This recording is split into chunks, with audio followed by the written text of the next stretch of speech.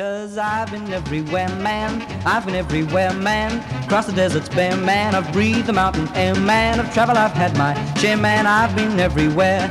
Been to Tullamore, Seymour, Lismore, Mooloolaba, Nambour, Roochdore, Kilmore, Mooloolaba, Birdsville, Emmaville, Wallaville, Connemara, Connemara, Strathron, Proserpine, Alladala, Darwin, Gingin, Lillaquen, Muckilla, Wallamilla, Bougainville, Cumberland, Ramacilla. I've been everywhere, man. I've been everywhere, man. 12 minutes to 11 o'clock if you live in Victoria or down the east coast of Australia. But if you live in a town called Wickepin in Western Australia, it is 12 minutes to 9 o'clock where we find Tyron Miller. G'day, Tyron. Hi, how you going? Doing well, thank you. This is Neil. The other voice you've already spoken to is Rob. Thanks for joining us. We asked the really hard questions here on Two Blokes Chatting. Let's kick off with a really tough one. Where's Wickepin? We're about 220 k's south-east of Perth, so most people know Narrogin, which is the regional centre. We're about 40 k's east of Narrogin. And what do the good folks of Wickepin do to fill in their day? It's an agricultural town, so mainly cropping based, so canola, barley, wheat, and a few sheep. Presumably it makes up that part of WA that we like to call the wheat fields or the wheat belt. But wheat belt, isn't it? Not wheat fields, wheat belt. Yeah, we're sort of the southwest of the wheat belt, I suppose, yes. Yep. And little country town, doesn't matter where we go in Australia, they're all very similar. They're small, relying on support for community to all keep together, and heart and soul of all of that in the wintertime is certainly the football netball club, and it sounds like your situation is no different.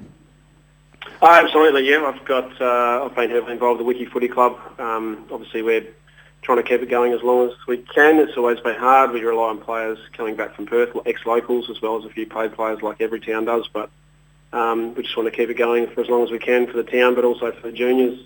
We've got a junior team, and we just want them somewhere to play. And I'm very impressed by the fact that it's called Wiki.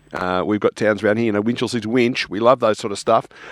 What are the Wickepin Football Club, netball club known as? Are they the Demons or the Eagles or something?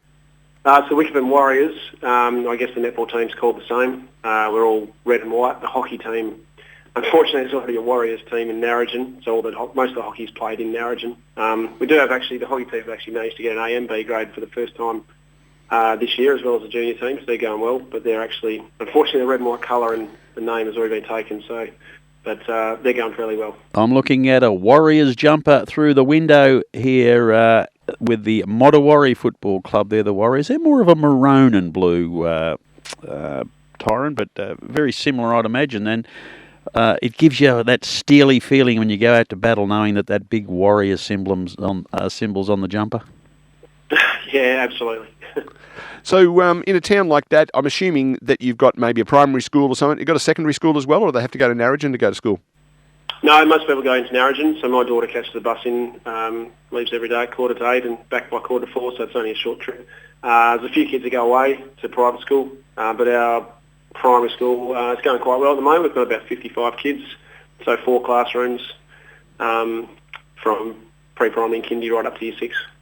I lived in a small town in northwest Victoria called Charlton, and there was a real sort of us and them about the other towns around you. I'm assuming that there would be a bit of that sort of rivalry going on as well, particularly when you run out on the football field. Definitely. There's also other towns the same size as us, but I guess you've always got the regional centre Narrogin that's very close. Whilst a lot of people live in Wickepin and work there, and we do shopping there because we have to. But yeah, definitely there's always rivalry, whether it's cricket, footy, netball, any sport at all. Wheat prices, the whole game, I would have thought. So if I was to drive down the main street of Wickepin, what sort of shops am I going to be seeing and businesses and stuff? Well, I'll plug my own business. Go for it.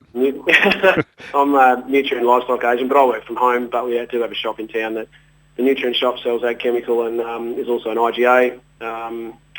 We've got an Elders in town, does the same thing. A spray painting business, which is always pretty busy. The Kangaroos make sure of that. And we've got a local pub, actually, which has just closed for the first time. So we're actually trying to get a bit of interest and money raised to open again in the community to buy shares in it. So I've been involved with that as well. So we're selling shares for $5,000. We've got a couple of people that are putting a lot more money that will run the pub and someone to lease it. But we've probably raised nearly $450,000. We're trying to get 500, which will give us enough to buy it, but as well as probably spend 100 to 150 grand doing it up, which needs a fair bit of work, being it's over 100 years old, so... So's Rob. Yeah. And he needs more than 500 grand to put him back together again. I can tell you that for nothing. Don't you or I scrub up all right. So, I guess, for things like buying a new pair of shoes or whatever, you have to go to an Origin or something like that, do you? Yeah, definitely. Yeah, as I said, it's a bit of a hardware store and an IGA. You can get the basics, but into an Origin for anything else. I love the fact you can go and buy a container of weed poison and a bottle of milk in the same shop. That's very regional, isn't it? 3 metres from each other. Yeah. Complained about it. It's just what we're used to. So yeah. So in terms of your sporting teams and stuff, so you're playing in, I assume, Narrabin's the epicentre. How far do you have to travel in the morning? We've got a young fella next door to us here who had to be on the footy field at 8:15 this morning, and the poor love had to travel about 20 minutes to get there. How far do you have to travel to get to a game of footy? Oh, we're fairly central, but we do go about an hour and a half to Boddington, and then probably 45 minutes. That's west towards Perth, and then out to Cook and Dumyung for us is probably about 45 minutes. But down south to Katanning, that's another hour and a half, and then our northern town is Brookton, which is only less than an hour away. Beautiful downtown Katanning. I went to Katanning once and was told I was going to the best restaurant in town, and it was actually in someone's house. So 2 of the tables were in a bedroom, and another 2 tables were in. It's quite bizarre, really. That's my one recognition recall of Katanning. Can't say I've been there. Sorry. You've not been to Katanning? To Katanning, not to the. Oh yeah, no. Well, it's probably a bit of a speakeasy. You've got to know who are local to get in. Tyron, you're involved. Excuse me, with the farmers without directly being one, but a lot of pressure on the agricultural industry in this day and age. How are the farmers coping over there? Well, obviously it's always a seasonal game. We just had 28 mil in town, and I think the rest of my area had 20 to 30 mil, which has been well received. So a fair bit of dry seeding's been going on for the last 2 or 3 weeks. So with that rain, that will certainly help things. It's been pretty dry for the sheep and everything like that. But usual things, people struggling to get workers. Pretty much full employment. There's anyone that wants a job's got one.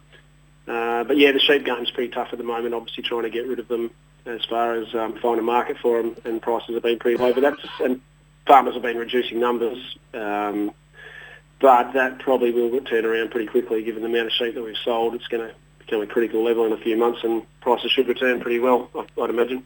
If only we knew a stock agent in Wickepin we could talk to sell our sheep. If only you found a good... Tyron, thank you for taking some time out of your Saturday morning to join us and have a chat about Wickepin. It's not the sort of place people are going to stumble over by accident, is it? I wouldn't have thought so, though. I guess some people do call through on the way to Wave Rock. We do have the Albert Facey house. A lot of people read that book in school and stuff. So that house is set up in the main street. We moved it from out the farm 20, 30 years ago. So people do call through there and check that out. Yeah.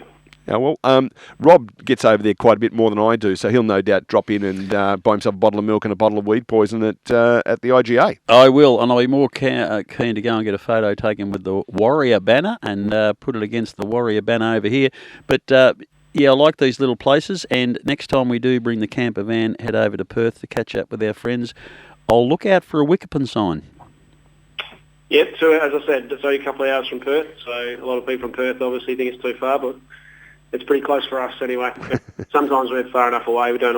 Not many people want to live in Perth. I don't think that's why they live out here. Absolutely. Thank you, Tyron, for spending some time with us. We'll talk to you again. No worries. Good on you, mate. Best wishes.